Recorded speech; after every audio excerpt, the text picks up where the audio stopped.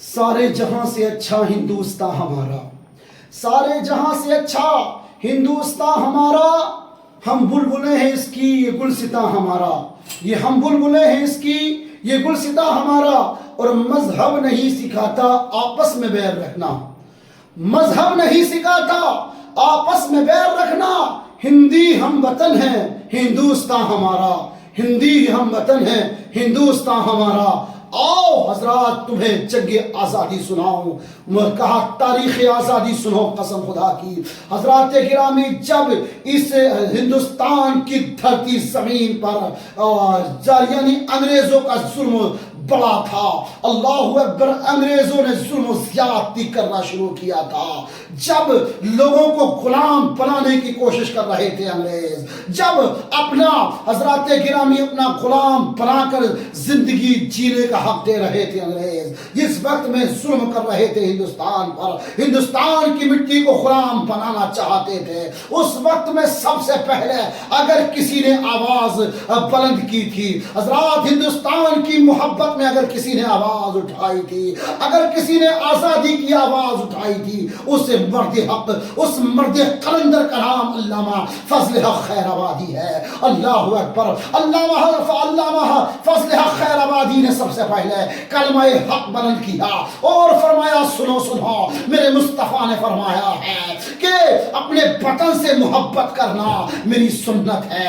آؤ اسی کو لے کر حضرت علامہ فضل حق خیر آبادی نے اعلان کر دیا، جو ہمارے وطن کے ساتھ غداری کرے گا، جو ہمارے وطن کے ساتھ ظلم و زیادتی کرے گا، ہم اس کے خلاف آواز یعنی فتوی جہاد جاری کرتے ہیں۔ اللہ اکبر، سب سے پہلے فتوی جہاد اگر کسی نے جاری کیا تھا، اعلان اگر انگریزوں کے خلاف کسی نے آواز اٹھائی تھی، تو اس کا نام، اس مرد قلندر کا نام حضرت علامہ فضل حق خیر آبادی ہے۔ اللہ اکبر، حضرات انگریزوں نے دیکھا کہ آواز اٹھانے والے نے آواز اٹھا دی ہے، اللہ اکبر، جہاد کا فتویٰ جاری کر دیا ہے۔ انہوں نے کہا تھا، علامہ فضل خیر آبادی کو بلا کر کہا تھا، تمہیں زمین چاہیے زمین لے لو، عہدہ چاہیے عہدہ لے لو، لیکن اپنے فتوے سے باز آ جاؤ۔ آپ نے فرمایا تھا مجھے زمین نہیں چاہیے، مجھے عہدہ نہیں چاہیے، اور کہا میں اپنے وطن سے پیار کرتا ہوں، میں اپنی وطن سے محبت کرتا ہوں۔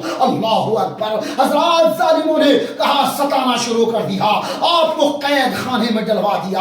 ان انگریزوں نے قید خانے میں ڈلوایا، کہا فتوے سے باز آ جا علامہ فضل حق خیر آبادی، ورنہ تجھ کو کالے پانی کی سزا دی جائے گی، تجھ کو پھانسی کے پھندے پہ چڑھا دیا جائے گا۔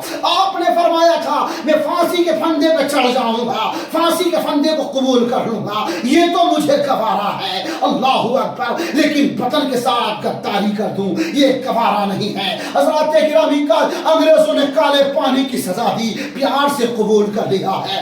اور اسی مراد آباد کی سرزمین سے علامہ کفایت اللہ کافی کھڑے ہو گئے اور آپ نے اعلان کیا تھا کہ وطن ہمارا، ہم وطن سے پیار کرتے ہیں، یہ ہندوستان ہمارا وطن ہے، ہم اس سے محبت کرتے ہیں، اس لیے اس کے ساتھ اگر کوئی بھی ظلم زیادتی کرے گا ہم گوارا نہیں کریں گے، اگر ہمارے وطن پر کوئی آنکھ اٹھائے گا ہم گوارا نہیں کریں گے۔ قسم خدا کی، حضرات گرامی انگریزوں نے بھی قید کر دیا اور کہا اے علامہ فضل حق، اے علامہ کفایت اللہ کافی، اپنے فتوے سے باز آ جا، ورنہ تجھ کو سزا دی جائے گی، پھانسی کے پھندے پہ چڑھا دیا جائے گا۔ اللہ اکبر، آپ کے جسم کو نہ برہنہ کرنے کے بعد گرم گرم استریاں پھیری جا رہی تھی اور کہا جا رہا تھا باز آ جا، اپنا فتویٰ واپس لے لے۔ علامہ کفایت اللہ کافی فرماتے ہیں میرے آقا نے ہمیں درس دیا ہے، ہم اپنے وطن سے پیار کرتے ہیں، یہ وطن ہندوستان ہمارا وطن ہے۔ قسم خدا کی، حضرات گرامی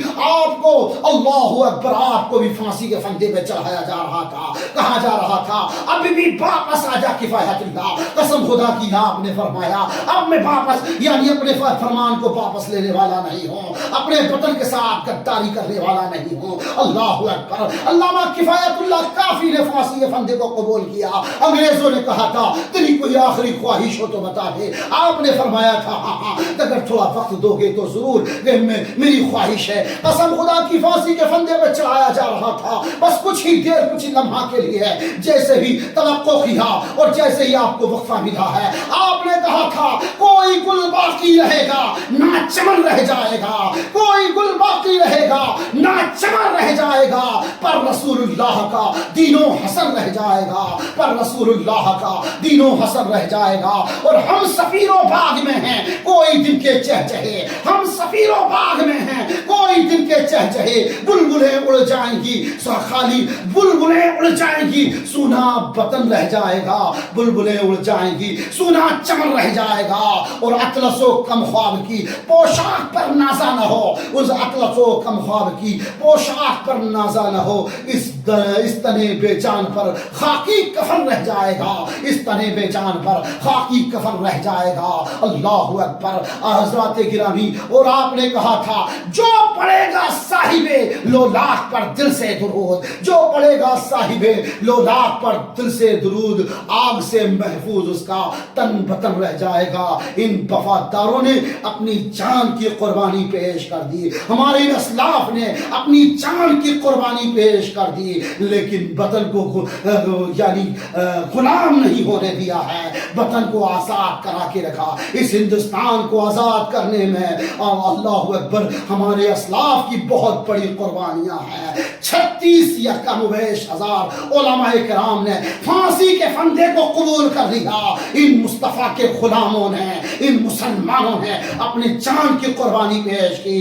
دلی سے لے کر امروہہ یا مراد آباد اس کے آگے تک ہر پیڑ پر حضرات گرامی، ہر پیڑ پر کئی کئی علماء کی یعنی جس میں ناخن لٹکے ہوئے تھے۔ یہ تو کہا قبول کر لیا، اپنی جان کی قربانی دینا قبول کر لیا، لیکن ہندوستان غلام ہو جائے یہ قبول نہیں کیا۔ اس لیے کہا ہے راحت اندوری نے کہ یہاں کی ہمارا خون ہے شامل یہاں کی مٹی میں، ہمارا خون ہے شامل یہاں کی مٹی میں، کسی کے باپ کا ہندوستان تھوڑی ہے۔